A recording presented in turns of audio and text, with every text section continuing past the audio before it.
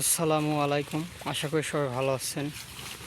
গাড়ল মাঠে নিয়ে আনার পর রোদের ভিতরে হাঁপি একদম সব জিভে বের করে ফেলেছিল।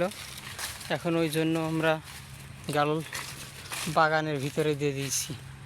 দেখতেই পাচ্ছেন অনেক ঠান্ডা জায়গা, বাগান চারিদিকে বাগান, বাগানের ভিতরে দিয়ে দিয়েছি কিছুক্ষণ রেস্ট নেওয়ার জন্য।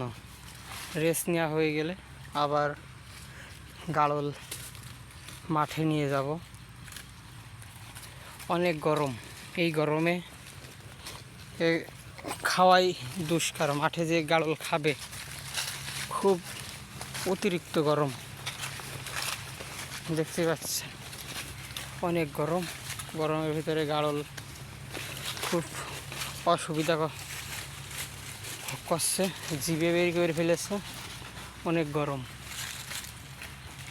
গরমের ভিতরে একটু রেস্ট দিতে হয় মাঝে মধ্যে। রেস্ট না দিলে অনেক প্রবলেম হয়। আপনার ঘাস খাচ্ছে না মাঠে, গরমের ভিতরে এদের অনেক সমস্যা। পানি খাচ্ছে খালি, অনেক গরম ধরতেছে, গরমের ভিতরে খালি পানি খাচ্ছে। আবার অন্য একটা ভিডিওতে আপনাদের সামনে হাজির হব। সবাই ভালো থাকেন, সুস্থ থাকেন। আসসালামু আলাইকুম।